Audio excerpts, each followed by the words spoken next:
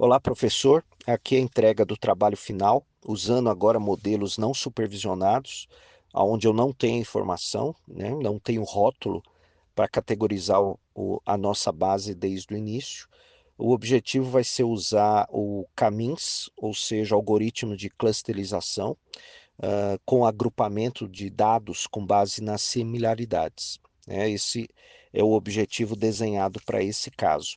Eu confesso que lembrei, quando eu já trabalhei com lógica fuzzy, que é para controle, onde tem uma tratativa matemática que vai fazendo o cálculo e o ajuste ao longo do processo.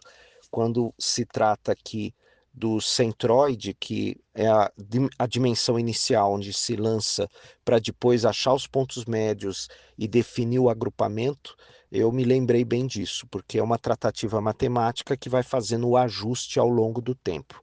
É um algoritmo a princípio simples, mas que tem uma tratativa matemática diferenciada e, na minha visão, bem brilhante, né? Porque vai fazendo o devido ajuste e achando a solução ao longo do tempo.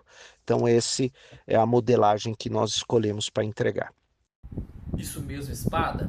Então, boa noite, professor. Antes de tudo, quero só esclarecer, tá? Nós não temos hiperfoco no Titanic, não, tá?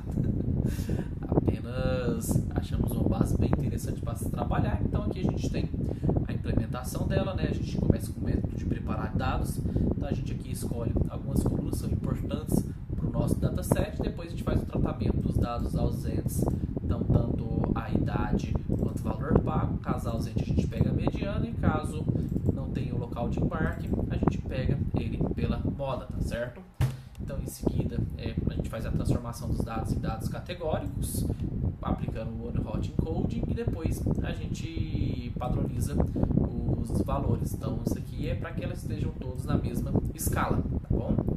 Aí, logo em seguida, a gente trabalha, né, com a função escolher K. Então, a gente testa valores diferentes de K, a gente começa testando de 2 a 6 para ver qual a quantidade de clusters vai fazer sentido para nós. Então ele mostra para nós o valor da inércia e o valor da silhueta, né? Então a inércia é aquilo que mede quão compactos os clusters eles são, e a silhueta ele mede a comparação entre os clusters. Então a gente leva como base quanto maior melhor, e aí a gente consegue escolher o K, inclusive com aquele método de cotovelo que você apresentou em sala. Então quando a gente executa, é também plotado o gráfico que mostra, né, justamente o método de cotovelo, onde houve a diferença aqui no gráfico. A gente então define que para esse nosso projeto a gente vai ter então a quantidade de 4 clusters. Logo em seguida, então, nós temos a nossa função de treinar. Então, aqui no treinamento, a gente treina o modelo final. A gente utiliza esse modelo aqui, o Minibet Caminhos. Ele é um modelo mais otimizado do Caminhos.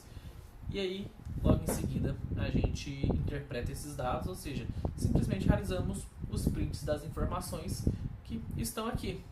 Então, nesses nossos prints aqui, a gente chega numa conclusão, né? Óbvia, primeiro são os nossos 4Ks que nós tivemos aqui, ou seja, são 4 clusters, e aí aqui a gente trouxe o perfil dos clusters. Então 61% de todo o cluster ele é composto por 554 passageiros, onde teve uma média de sobrevivência de 26,3 e 15,1 euros foi o valor pago pela passagem.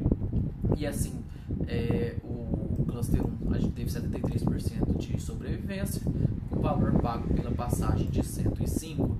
E aí a gente já, né, aquilo que nós suspeitávamos, quanto maior o valor pago pela passagem, maior a taxa de sobrevivência. Então, em segundo lugar, nós tivemos, né, 29,5 a média de pagamento por bilhete, e a sobrevivência de 48,3%.